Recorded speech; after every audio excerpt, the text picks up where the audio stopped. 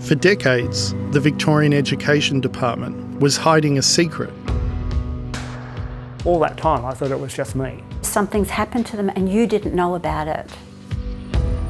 What began as an investigation into allegations of child abuse at one school turned into a story about widespread abuse and cover-ups.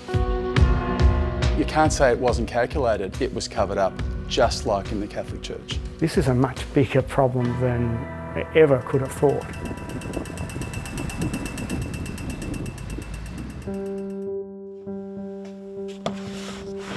For 3 years, I've been investigating historical child sexual abuse in Victoria's state schools. It all started with this briefcase, given to me by former AFL star Rod Owen when I was working on a story about him. It contains some of his happiest memories, but also some of his worst. These photos were taken of Rod Owen on his school photo day in 1976. Rod was in grade 4 at Beaumaris Primary School in Melbourne's Bayside southeast. But this is not a happy memory. This photo was taken before Rod Owen was abused for the first time by Beaumaris Primary School teacher Darryl Ray. He was changing into his footy uniform. This photo was taken moments after. Darryl Ray was later convicted twice for the abuse of 21 boys. I published Rod's story. What happened next was extraordinary. So I sat up at the bench and started to read the ABC news as I do every morning, and there was a picture of someone I knew from school, Rod Owen. All of a sudden I couldn't contain what I'd been keeping a secret for the best part of 50 years. He was visibly upset and I was asking questions. What's the matter? What's happened? What's wrong? Without any answer. I gave the iPad to my partner, Lynn. And then he said, "This happened to me." I moved to Beaumaris in 1971 and had been there for a short time and got an opportunity to go on a school camp. And on the camp was Gary Mitchell, who was the teacher in charge. And he asked me to go to his room, which I did. I didn't think much more of that. And he assaulted me in that room. What confused me was Rod's story was so similar to mine.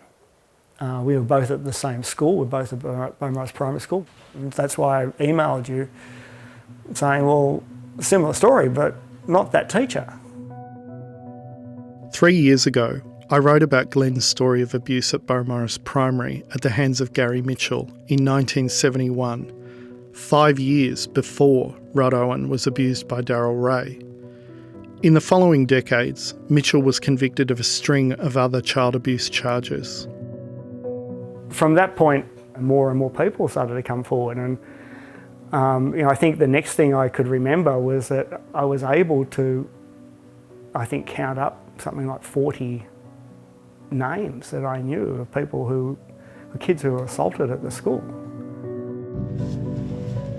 As my investigation continued, I went from having the names of 2 perpetrators at Beaumaris Primary to 4 alleged perpetrators. All 4 had taught at the school between 1967 and 1976. For 2 years, Glenn Fionnett and other survivors put their questions to politicians and sought media attention, and their persistence paid off. So it's about not just the school's response. Last June, Victorian Premier Daniel Andrews announced an inquiry into what occurred at Beaumaris Primary in the 60s and 70s. We know of some The inquiry has given victim survivors an opportunity to share their stories. Dozens of survivors and secondary victims provided evidence over the last 6 months. I felt listened to and the people were extremely compassionate. The interview that you're talking about here was... But it was also an opportunity to hear from the current officials within the Victorian Education Department.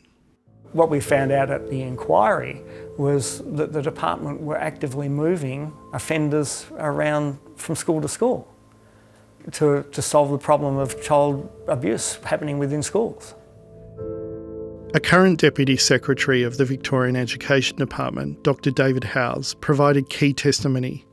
In part, he relied on an interview with an official from the department around the 1980s. Can you tell the board what he told the department about this practice of transferring teachers? He said it was a practice that was used when the intent was to move them as a result of allegations of sexual abuse. Repeated failures on the part of the Department of Education. Glenn, how does it feel listening to that evidence? It referred to the lack of policies and procedures in giving just beyond belief, mind-boggling. Culture, at least among some, that downplayed the significance of those offences. Claire Leaney is an advocate for people affected by institutional sexual abuse. She's also worked closely with Glenn for 2 years as he called for and participated in the Beaumaris inquiry. I think the movement of offenders by the Department of Education led to this sincere sense of shock. Not shock that it had happened, but shock that we were hearing about this now in 2023-24, and that greater attention had not already been paid to this. The inquiry heard that across 5 decades, abusers identified at Beaumaris Primary moved through 24 Victorian government schools. Which raises the question, if this inquiry was only looking at perpetrators who worked at Beaumaris Primary, how many more perpetrators were protected in other government schools across Victoria? To answer that question, you need to look beyond the limited scope of the Beaumaris inquiry to other accounts from the time. A source has handed me an unpublished memoir which details abuse at yet another government school. This time, it's in Melbourne's northeast, on the other side of the city to Beaumaris Primary. The memoir, written by McLoud High headmaster Athol Jones, details claims of shocking sexual abuse by 2 teachers in 1969. Unsavoury rumours reached me that he frequently invited senior students of both sexes round to his flat and that drugs were involved. Her charges were that the teacher was indecently assaulting the girls in his car after meetings of the Junior Debating Society at night. Some 10 girls were involved. Although Jones didn't name the offenders, I had some clues from my source as to who they were, but I needed confirmation. The question is, were they working at McLoud High in 1969? I have the McLoud High School annuals, which contain staff lists, and right at the bottom are the names I'm looking for, Peter Jackman and Peter Wardrop.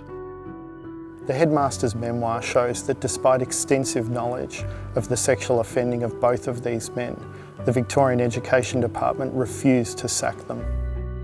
In the case of Jackman, Headmaster Jones became so frustrated by the department's inaction that he gathered statements from victims, then took matters into his own hands. If you don't resign, I will have to hand these statements over to the police and you will have to be investigated.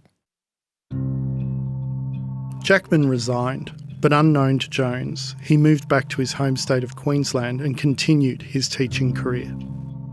One survivor recently launched legal action against the department for abuse by Jackman. As for Wardrop, he was shuffled on to another school nearby before also moving to Queensland.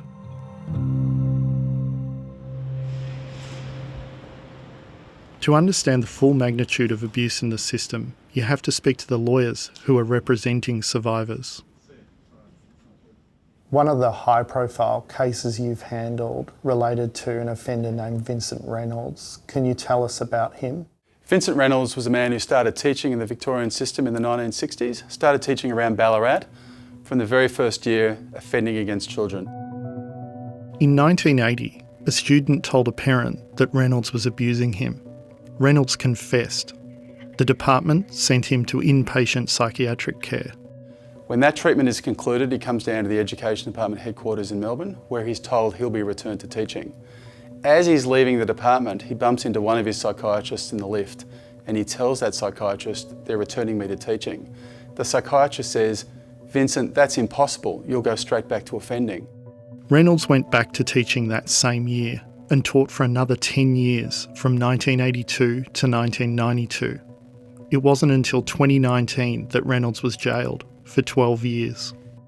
Reynolds confesses to having abused 38 students while a teacher, but from what we know and what we've seen and from our clients, that number has to be much closer to 100. Over his 33-year career, Reynolds had taught at 13 government schools. The Victorian Education Department had a massive problem with child abuse. Abuse was denied, it was covered up, children weren't believed, and offending teachers were shuffled from school to school and classroom to classroom, just like had it happened in the Catholic Church. This story started with one school, but the inquiry and further investigation shows just how far the abuse spread. And while survivors from Beaumaris Primary have had the chance to tell their stories to the inquiry, many others have not had the same opportunity. Those survivors who have come forwards, who haven't necessarily been within the scope of this inquiry, have been quite devastated.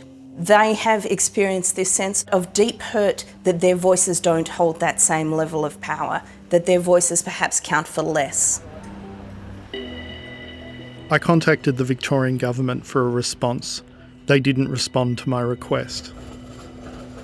Ultimately, I hope that the inquiry recommends that there is a further investigation so we can get to the whole truth. I think that's ultimately what's got to happen. The truth needs to be told and the community needs and deserves to know. That report was by Russell Jackson. And if any of our coverage tonight has raised issues for you, you can call Lifeline on 13 11 14 or the National Sexual Assault and Family Violence Counselling Helpline 1800 RESPECT on 1800 737 732.